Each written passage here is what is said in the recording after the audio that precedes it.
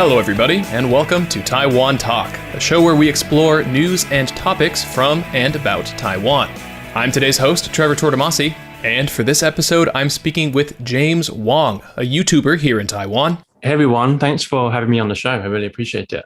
Apart from online content creation, James also works as an actor, a model, and a teacher. A little bit more about myself. So my name is James. As you may guess from my accent, I'm from England.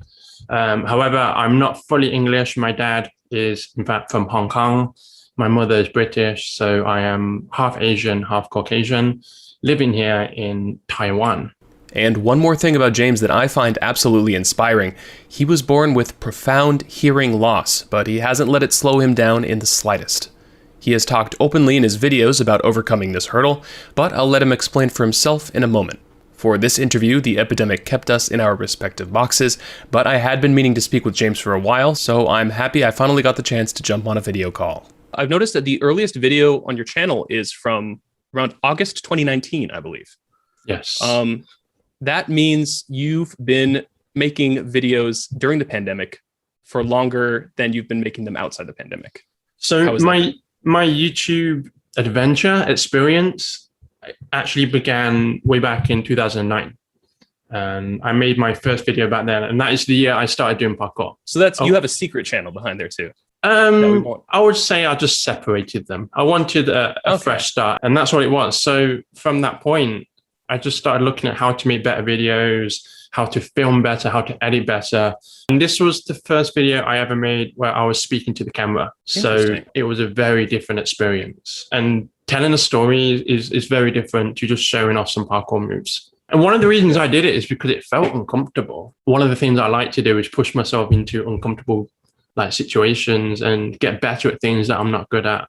And so I thought, if I film in front of the camera and I'm really awkward and bad at it, I'll get better. But also it helped with the acting and the modeling stuff too. Something that you brought up in one of your videos that really resonated with me was, I want to get the quote right. Find someone who shouldn't be good at what they do, but manage to do it anyway. I don't know what else to add on to that, except I really like the quote. What's been your experience with that? I think I got that quote from someone called Tim Ferriss. And yeah, that's one of the things that he sort of lived by. I couldn't find the exact quote, so I kind of made my own quote. I genuinely believe you shouldn't be trying to learn from these experts. If you look at the best football player in the world, just because he's awesome at football doesn't necessarily mean he's the best coach and he's got the pattern that you should follow. People have great genetics, people have lucky environments. And of course, yeah, they worked hard too. But a lot of it is the other aspect. Now, if you find someone, for example, there's a skateboarder who's blind, or there's the person who does rock climbing with only one hand, these people have a clear disadvantage of what they were doing. And yet they've managed to excel and be better than 99% of the population at what they do.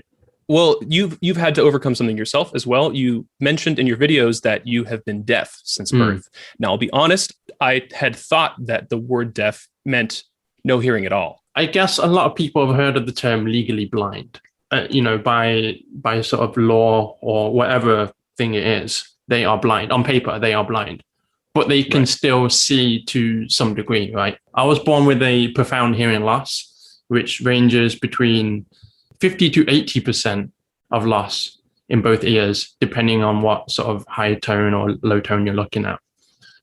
So it's quite severe, and without hearing aids, I wouldn't be able to achieve anything in life that I've already achieved. There's no way. But with hearing aids, it's able to boost the hearing that I do have to a 100% level, which is fantastic. Because if I had absolutely no hearing at all, there'll be nothing to boost. However, it doesn't mean I can hear perfectly. It's not like where people with glasses, they're a bit blurry, they put glasses on, okay, they're pretty much 100%. Hearing is far more complex than that. There's so many, the brain is doing so much work to ignore certain sounds, to tune into people's voices, to figure stuff out. And the brain is doing incredible stuff to help what you are hearing. And technology, as good as it is right now, isn't at the point where it can completely mimic the human brain. James has also made it clear how grateful he is for his family. Their support has helped him confidently navigate a world in which most of us take our hearing for granted. My parents initially were quite concerned. They wanted a normal life for me, a mainstream life, I should say. In the city I live, there's quite a big deaf community, but if anyone is deaf, they are put into this community and it's automatically assumed that the best life for them is to be in this community and only being able to sign. And there are people that are less deaf than I am who can't speak and only do sign language. So my parents visited this charity and saw other deaf people speaking. This girl got on stage and spoke to a crowd. And my parents were like, oh my God, like it's possible. This girl can do it. So there's hope for my son. And so from that point, I think the charity gave some guidance, and my mom like spoke to me every day, just gave me as much input as I could. It taught me to speech therapy. So yeah, super grateful to my parents. So now James's YouTube adventure has come a long way since then, and his videos have begun to reach hundreds of thousands of people. And I've got to be honest, as an avid audio and video editor myself, I was just really excited to finally have someone to talk to about it. When I initially started my channel, the focus was I'm a deaf person who's learned Mandarin Chinese. Mm-hmm. So that was the main focus, and it did okay. And then I made a video about Taiwan and the coronavirus. And this was, a year ago when Taiwan was doing absolutely amazing when everyone else was doing badly. So I thought I'd make a video and show the world how awesome Taiwan is. And naturally, that video actually got viewed way, way more by Taiwanese people. I was like, hold on a second. There's something, something to be had here. All I've done is say good things about Taiwan and I'm getting views. Right. So I didn't want to be like the foreigner that just goes, oh, Taiwan is awesome. Wow, I'm trying this stinky tofu. Look at me, I'm a foreigner. I wanted to explore more cultural differences and things that I've noticed. And so I was quite blunt, and I did more Taiwan focused stuff, which got way more views. I did a video called Why You Shouldn't Move to Taiwan. That's a pretty bold title. Yes. And I think a lot of people expect it to be like, don't come to Taiwan because you will get fat because the food is so good. Ha ha ha. And it definitely wasn't like that. It was like, if you are a foreigner who's not interested in Taiwanese culture or Chinese culture or Asian culture, don't come here. This is not the place for you. If you are a foreigner and you plan to be here for a long time and you have no interest in learning Chinese, don't come here. It's going to be hard. And stuff like that. So it was really quite honest feedback, I guess, what I'm trying to say. And I think people really appreciate that sometimes, especially in a space where a lot of foreigners were just praising Taiwan. And some people could see through sort of the acting, if you like. It is interesting that these videos about a foreigner's view on Taiwan are viewed the most by people here. Because it's hyper relevant, but also because I think people, when they get that mirror, they see that mirror reflected on like where I'm living and the culture I'm living in and stuff. It's attractive in the magnetic sense. I think more so for Taiwan than other countries. For example, if a Taiwanese person went to England and made a video about why foreigners shouldn't go to England, or how awesome is English food, or why I love the Queen or something like that, British people wouldn't care. And I think the reason it especially applies to Taiwan is because Taiwan is oppressed a lot, especially by China, So when they see foreigners actually acknowledging Taiwan, it's kind of the opposite to that. And it's kind of the yin and yang. It's like pushing the Chinese oppression away. So I think people really appreciate that as well. In one of James's videos, I learned he had made a bucket list, a list of all the things he wanted to do while he still had the chance, and he followed through with an impressive amount of them. But I wanted to know what inspired him to make the list. The story starts with one of his earliest jobs as an apprentice for Rolls-Royce, learning to repair and maintain aerospace engines. I started as an apprentice at the age of 18. So after 3 years, I went into my actual job as an aerospace engineer. And after 5 years, I graduated with my bachelor's degree because it was part-time. And then after 7 years, I quit, which they weren't too happy about. So this was the point at age 25, or even before that. People were telling me you're so lucky, you've got the job for life.